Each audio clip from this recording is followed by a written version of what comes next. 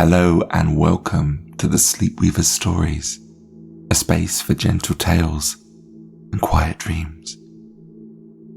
Tonight, we'll be drifting off to 2 stories from the Brothers Grimm.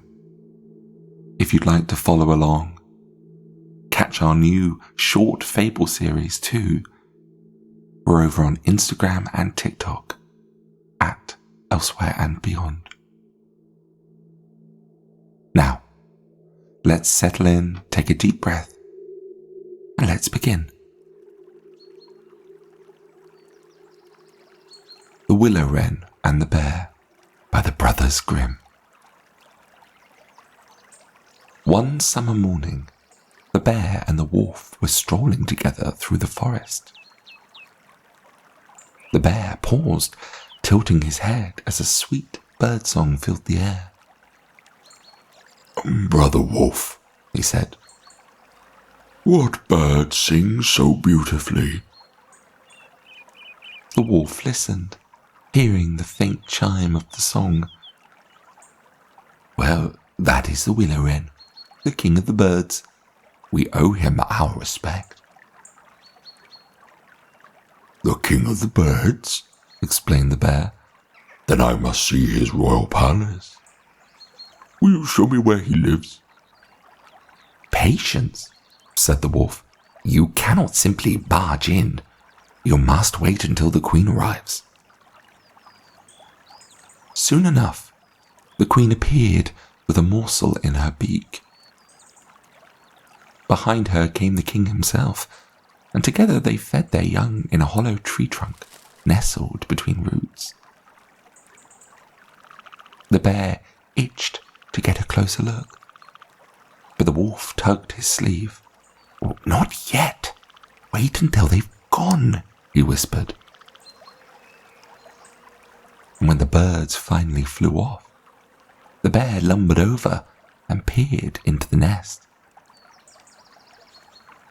Inside, he saw 5 or 6 tiny chicks, all huddled together. "Is this the royal palace?" the bear snorted. "And these are supposed to be your royal children, their scruffy little things?" The young wrens were appalled. They puffed out their downy chests and shrieked, "Our parents are kind and noble. You will regret your words, bear." Feeling quite uneasy, the bear and the wolf crept away. But the young wrens continued to chirp furiously until their parents returned with more food. "We will not eat a bite," they cried, "until you make that bear pay for insulting us." The king wren ruffled his feathers. "Very well," he said. "We shall go to war with that bear." A news spread quickly. All the 4-footed beasts of the forest answered the bear's call to arms, from deer and boars to oxen and mice. And meanwhile, the willow-wren summoned every creature that flew, from majestic eagles to midges, bees and hornets, and even the tiny little flies. The gnat, being cleverest, was chosen as the wren's spy. She darted into the forest where the bear's army gathered and concealed herself beneath a curled leaf. There she overheard the bear declare, "Fox, you are the craftiest of all creatures. You shall lead us." And of course the fox grinned. "Oh, then we need a signal. Watch my tail, and if it stands high, we press forward, but if it droops, well, we retreat." Hearing this, the gnat zipped away and relayed the information to the king wren. At dawn, the ground shook as the bear's army approached. All around the nest, the air trembled with the swarm of birds. and before the battle began, the willow-wren sent a hornet to nestle beneath the fox's bushy tail and sting him with all its might. The first sting made the fox flinch, the second made him shift his weight, and the third was too much. He yelped, tucked his tail, and ran. The animals, seeing their general's signal retreat, panicked and fled into the woods. The birds gave chase, their wings beating and roaring like thunder. And victory belonged to the air. The king and queen wren returned to their nest triumphant. "Children," the king spoke, "eat and rejoice, for we have won the day."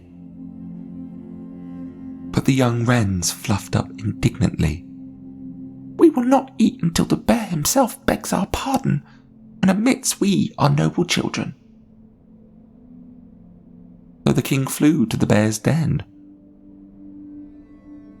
"Growler," he declared, "you are to come and beg forgiveness from my children, or every rib in your body will be broken."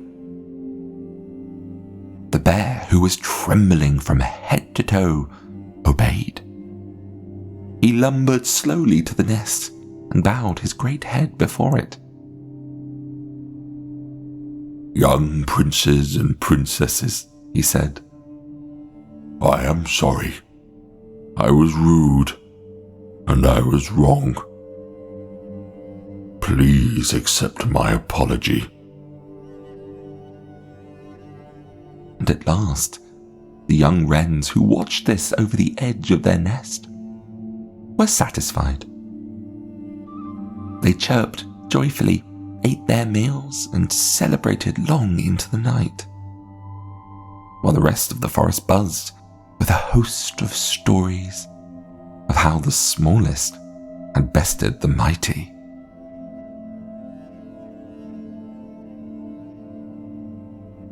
The Fisherman and His Wife by the Brothers Grimm. Once, by the edge of a restless sea, there lived a fisherman and his wife in a little hovel that was scarcely more than a pigsty. The roof sagged, the walls leaned, and the salty wind blew through every crack and corner. Still, each day the fisherman went out with his rod and line, and each evening he came home with little more than a sigh and empty baskets.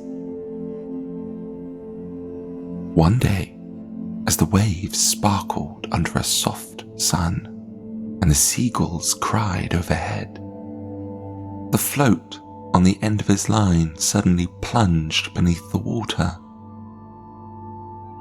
Startled, he pulled in his line with a strength born of surprise, and caught not a fish, but something altogether strange. It glimmered beneath the waves and flailed in the air, and when he drew it close, it spoke. "Please," said the fish, shimmering gold and silver in the sunlight, "do not harm me. I am not what I seem. I am an enchanted prince, cursed to live as a fish. Let me go, and I shall remember your kindness." The fisherman blinked at the creature. "Well?" he muttered, more to himself than the fish. "I've no wish to keep or eat anything that can talk. Swim off with you then." And he released the fish back into the sea, and it vanished with a flick of its tail, leaving a glimmering trail behind. That evening, back in the lean-to that smelled of brine and rot, the fisherman told his wife, Isabel. She sat up straight. "You caught an enchanted prince and let him go, and asked for nothing. We live in filth and rags. You didn't think to ask for help? Go back," she said, standing with a fire in her eyes. "Tell him we want a cottage and a proper home." The fisherman hesitated. He didn't like the idea. Still, to appease his wife and avoid any sleepless nights, he returned once more to the sea. The sky was tinged green and gold, and the waves lapped with a restless energy. Standing at the shore, the fisherman called out, "O man of the sea, come, listen to me. My wife Isabel will have her own will, and sent me to beg a boon of thee." The fish surfaced smoothly. "What does she desire?" "Well, a cottage," the fisherman sighed. "She wants something better than the pigsty." "Go home," said the fish. "It's already done."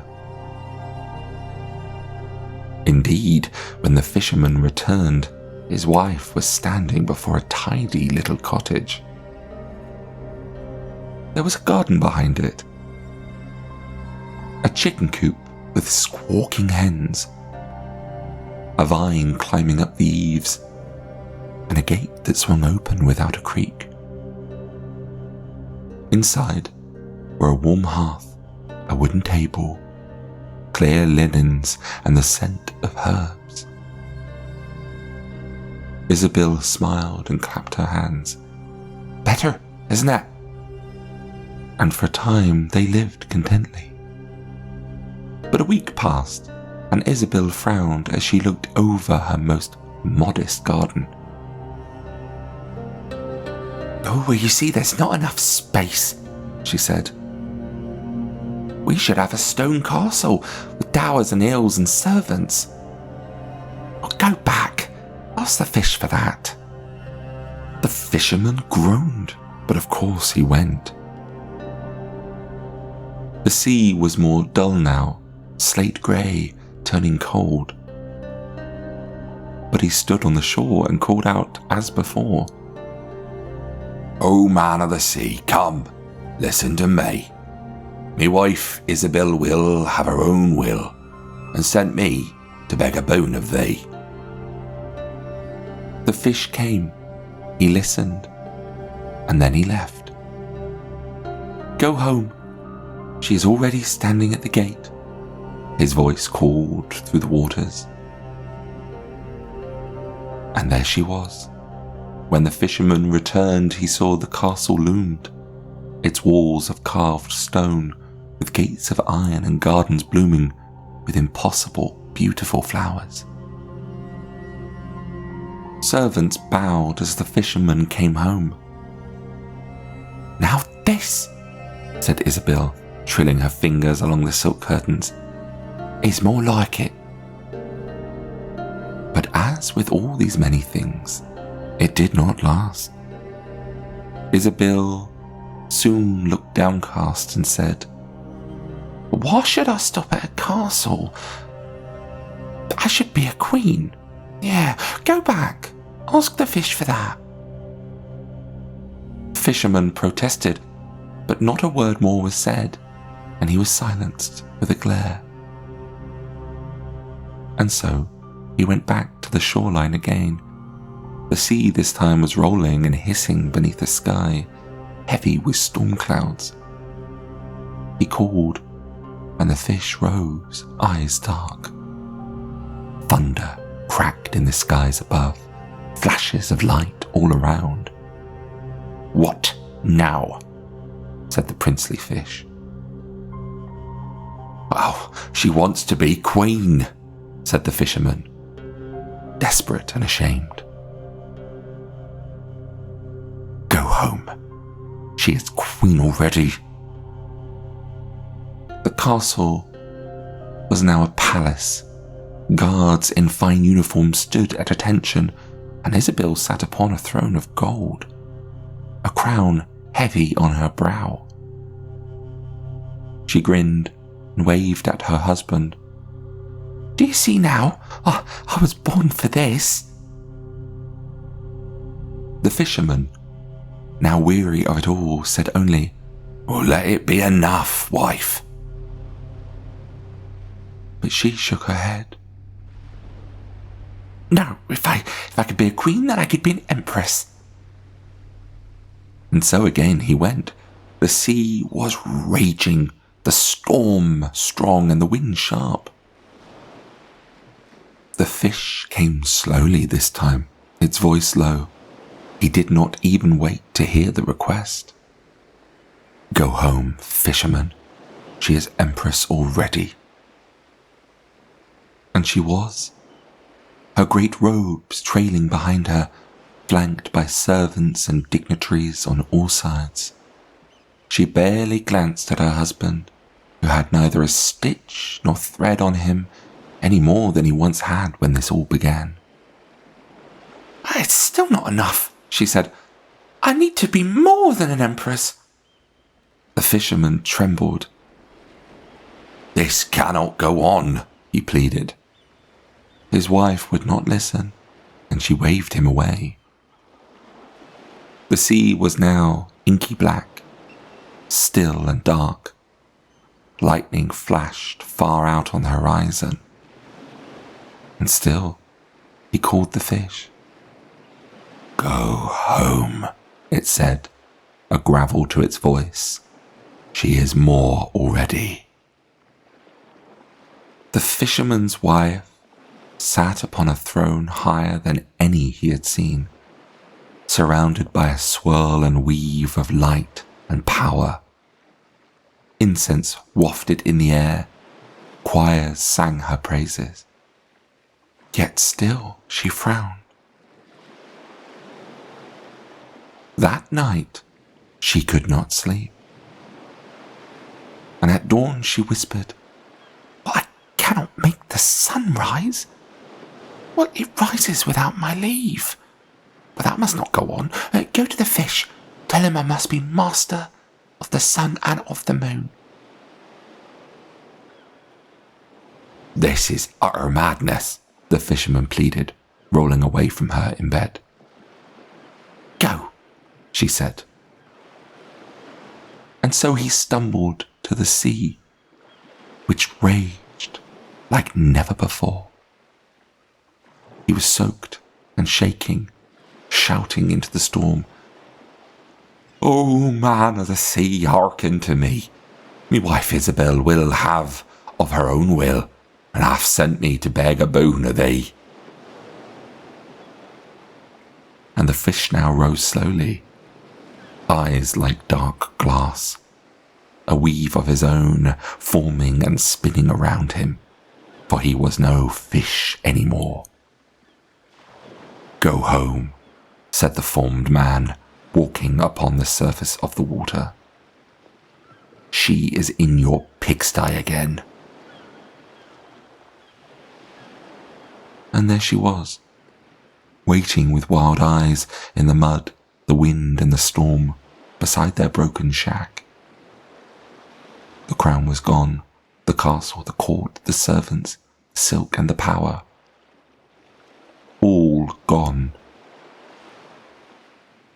And so they remain, to this very day, the fisherman and his wife.